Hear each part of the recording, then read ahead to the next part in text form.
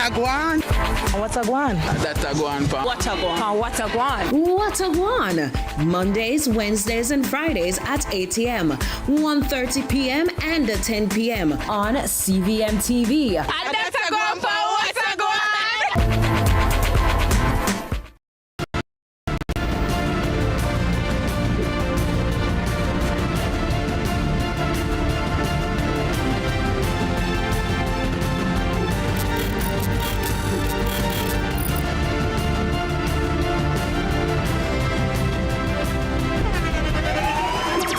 The internationally acclaimed On Stage with Winfred Williams. At a new time, Saturdays at 8 p.m. on CVM TV. So much more than entertainment.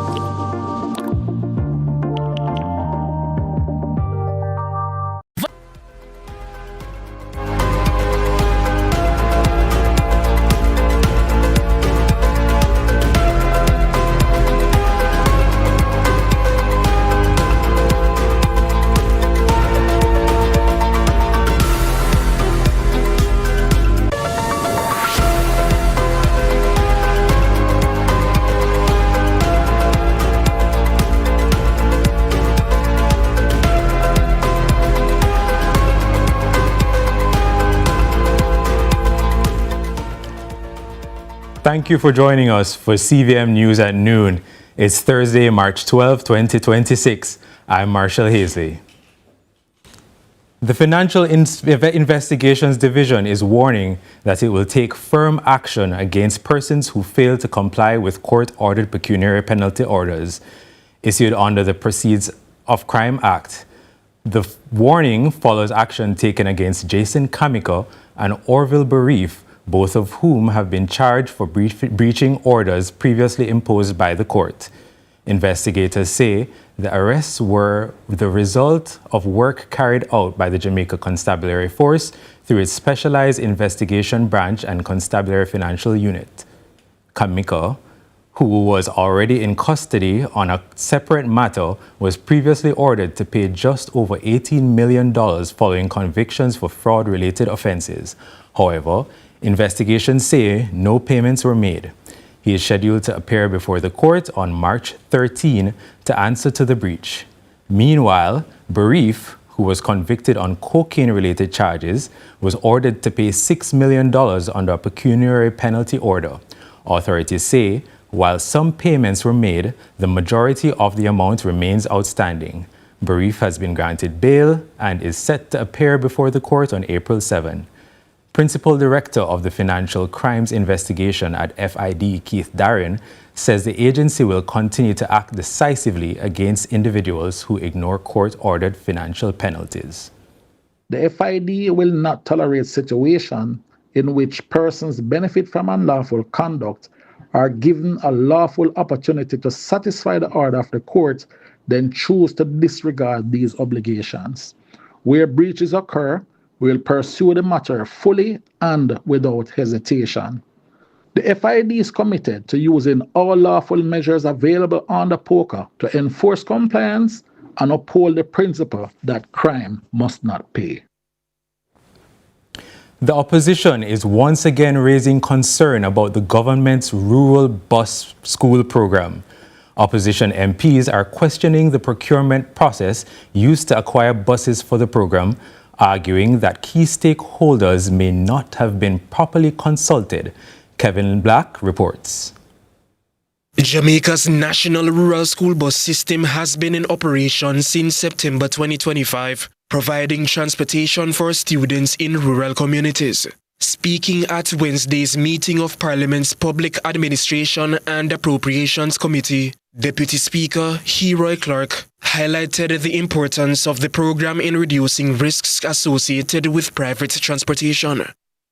In every country, including first world country, public transportation is heavily subsidized.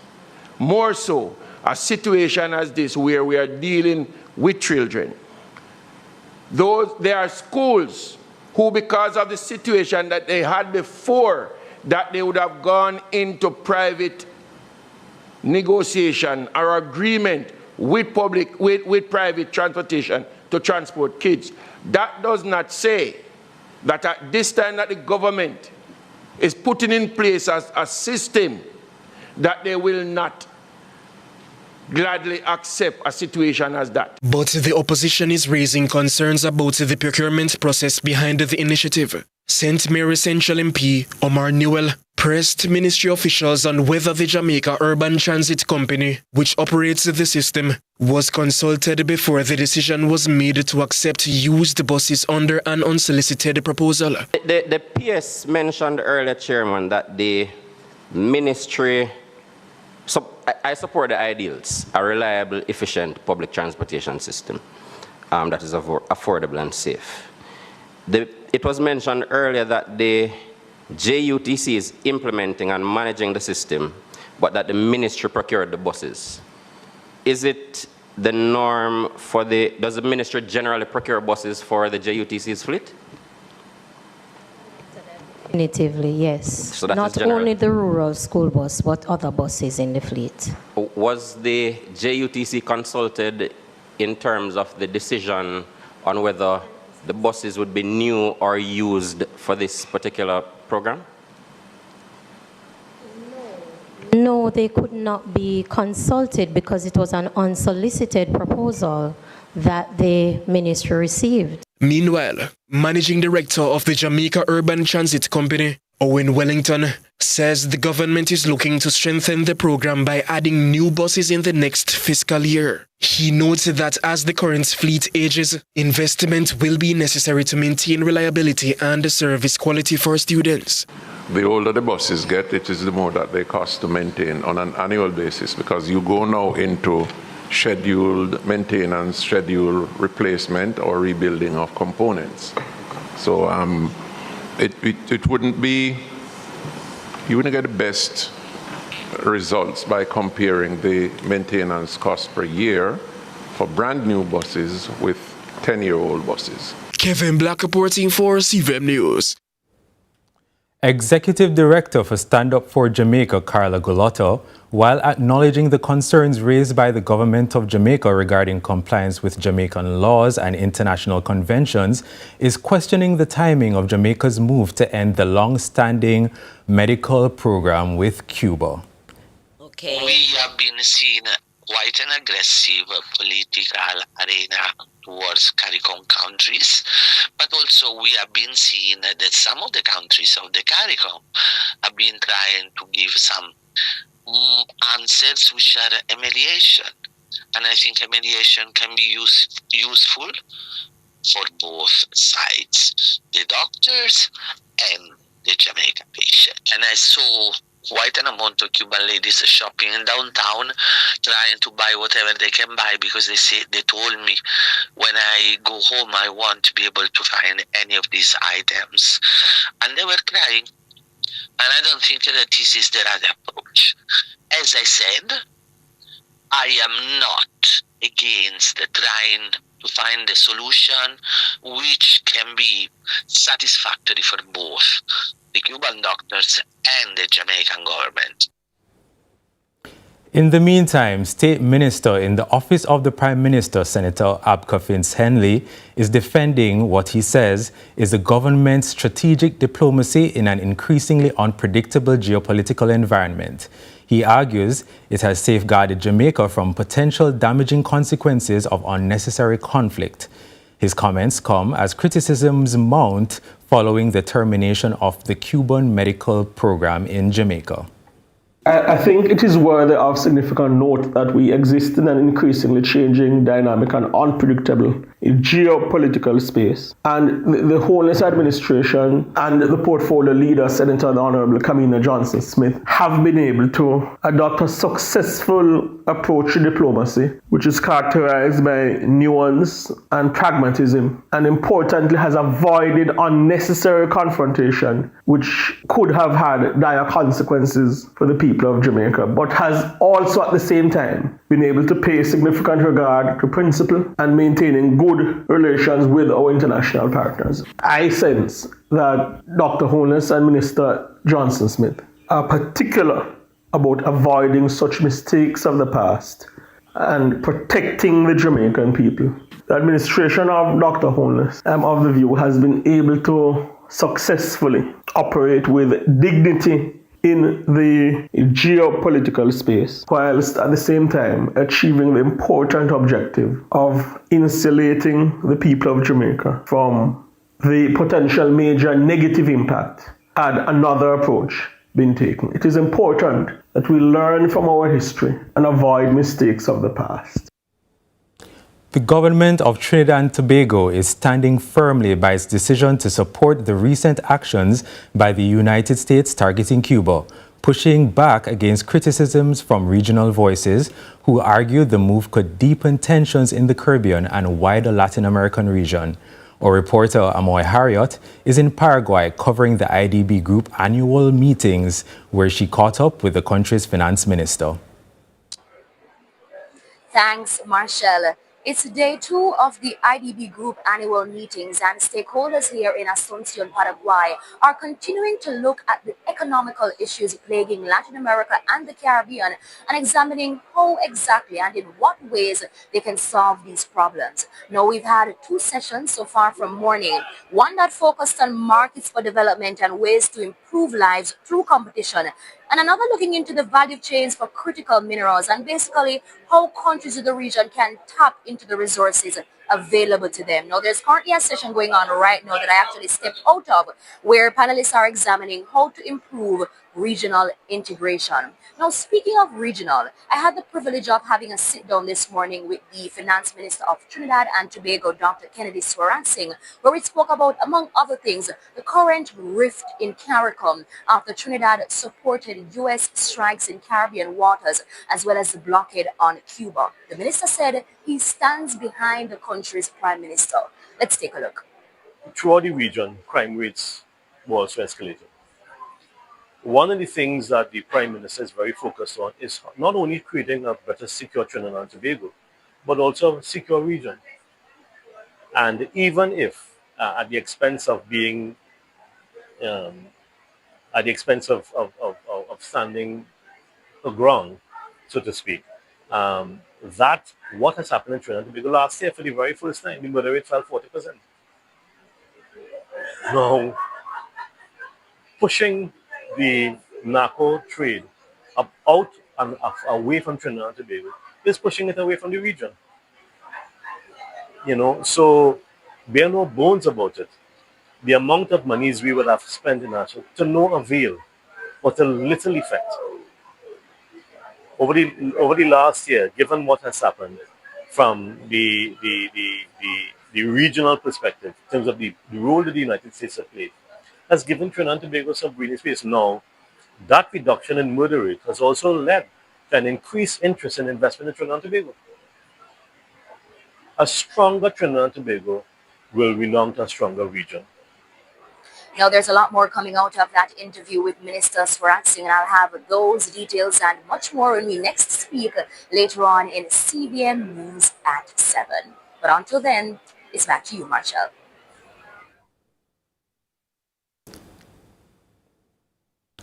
Thanks, Amoy. Time now for a break or live interview when we come back.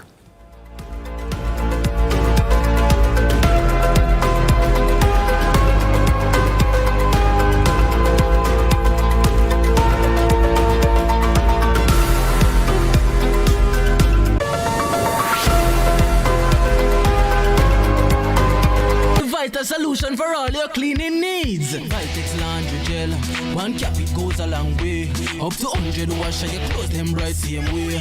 It deep clean so no dirt, no odor can stay. Vitex a vital solution for all your cleaning needs. Vitex disinfectant kill germs, no delay. Vitex dishwashing liquid, with dirt and plate it don't play. Vitex bleach takes all the stains away. Vitex power in great moments. If you have financial needs, Chris and Charles will fix them for you. Power in great moments since 1992. Oh, we have it all. Power in great moments. When relax, you got Chris and Charles. Oh, we have it all. When you think alone, think Chris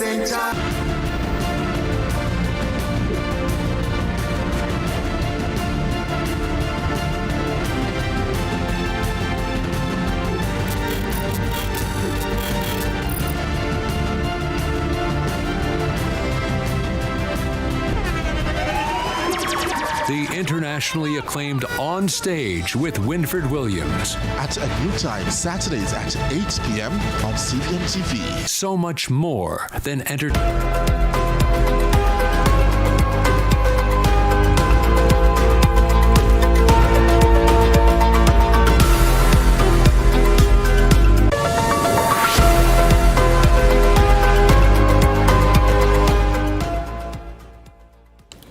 As the U.S., Israel and Iranian conflict drags on, the cost of fuel continues to increase, and local public transport operators fear they will soon have to increase the cost of transportation. But even in the consequence of that war, as it spreads, there is another war simmering. Ride-sharing apps are eating into the profits of the local transport operators. Joining us to discuss these issues is Ashley Shakes, president of Jamaica Tourism Ground Transport Association. Hello, Mr. Shakes. Thank you for joining us. Thank you for having me, sir. Mr. Shakes, firstly, since the Middle East conflict began, how has the cost of fuel affected people in the past 2 weeks? Well, basically, cost of fuel will go drastically, and as long as it goes up, it's going to affect our bottom line. There's no doubt about that, So we are kind of concerned of what is going to take place when all this is coming to place. And Mr. Shakes, you've expressed some amount of concern about competition from rideshare apps like Uber. How so? That is one of the sour points, sir. Because when we look at rideshare, and especially Uber, which I know of a fact that bankrupt certain taxi operators in large cities and large countries, we are concerned about the effect it's going to have on us in a small country with 2.5 million people. And I'm quite certain that Uber is not coming here for 2.5 million people. It's coming to Jamaica for the 4 million tourists that is announced by the tourism ministry. Uber is not about local, but they find ways and means to have the local buy into this thing.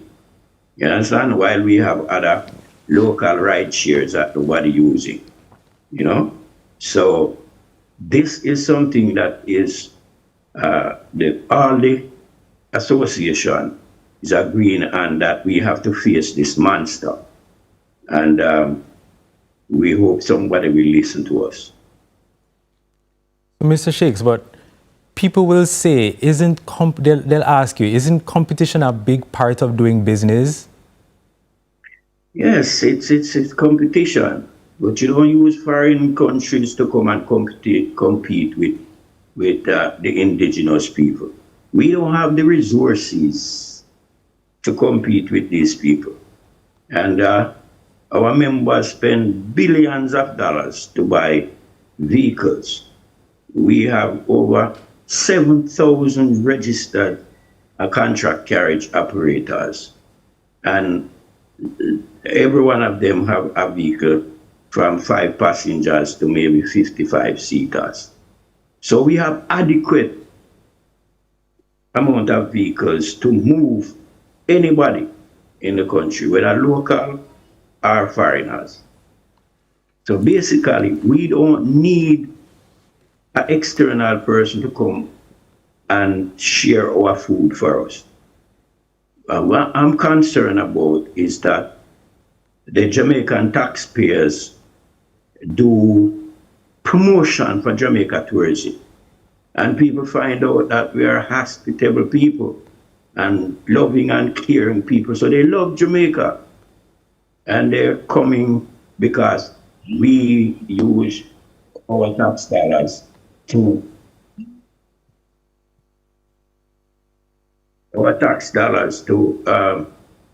advertise on our countries. And here is an organization that is going to come in that not bringing one tourist to Jamaica. Not one. They are coming in, as I might use this harsh word, as parasite on us, to take what we already built from the original tourism industry and tourism minister.